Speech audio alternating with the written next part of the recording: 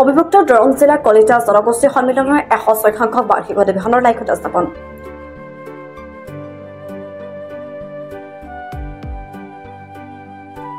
অবিভক্ত দৰং জিলাৰ কলিতা জনগোষ্ঠী সন্মিলন 106 সংখ্যক বাৰ্ষিক অধিৱেশনৰ আজি ভূমি পূজনৰ লগতে লাইখুটা স্থাপন কৰা হয়।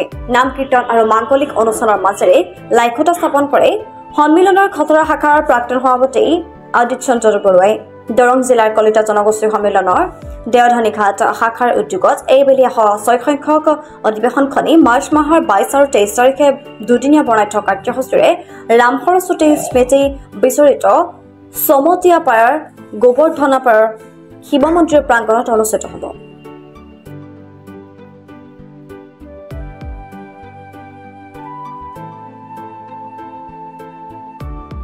লাইখুটা স্থাপন অনুষ্ঠানত কলিতা জনগোষ্ঠী সন্মিলনৰ বিষয়ববীয়া ৰামচন্দ্ৰ চহৰীয়া, ফুলেন্দ্ৰনাথ চহৰীয়া, চন্দ্ৰকান্ত বৰুৱা, ব্ৰজেন কলিতা, অতুল চন্দ্ৰ চহৰীয়া, কন্দৰ্ব কলিতা প্ৰমুখ্যে বহুতো গণ্যমান্য ব্যক্তি উপস্থিত থাকে।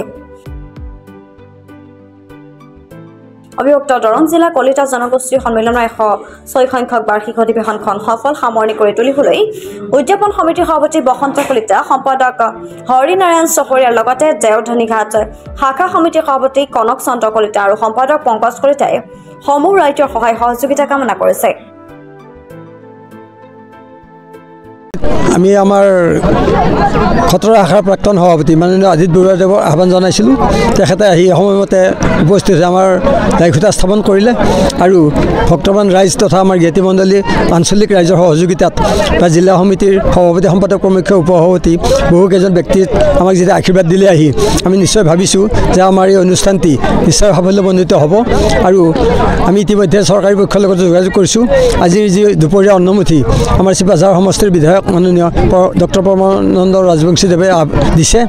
গতিকে সকলো ৰাইজে নিশ্চয় অনুমতি গ্ৰহণ কৰিব আৰু ভৱিষ্যতে আমি 22-23 মাৰ্চ 8 আৰু 9 চৈত এই দুদিনীয়াকৈ কাৰ্যসূচীৰে আমি অনুষ্ঠিত কৰিব লৈছোঁ।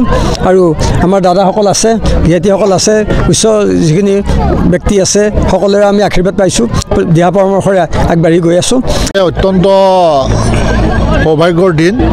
আমাৰ অবিভক্ত দৰং জিলা কলিতা জনগোষ্ঠী সন্মিলনীৰ দেওধানীঘাট শাখাৰ উদ্যোগত আমাৰ ঐতিহ্যমণ্ডিত এই বানেগুচি অঞ্চলত ৰাজহুৱা খেলপথাৰত আজি আমাৰ যি লাইখুটা, এই লাইখুটা পালন হ'ল।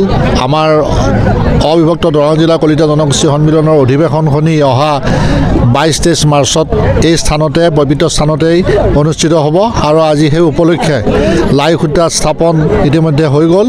আৰু লাইখুটা স্থাপন কৰিলে আমাৰ এগৰাকী সমাজ হিতৈষী, আমাৰ খতৰা শাখাৰ তেখেত প্ৰাক্তন সভাপতি আৰু তেখেত সন্মানীয় আদিত বৰুৱাদেৱে এই আমাৰ লাইখুটা তেখেতে হতুৱাই আমি স্থাপন কৰিলোঁ।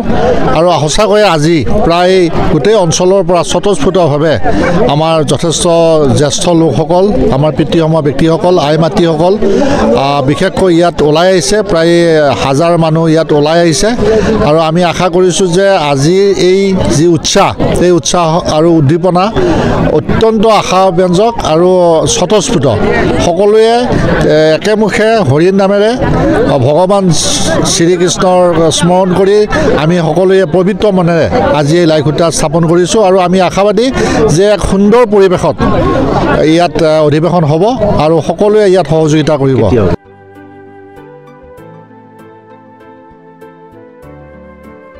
দৰঙৰ পৰা হেমন্ত কলিতাৰ ৰিপৰ্ট, প্ৰাতঃ টাইম ডিজিটেল।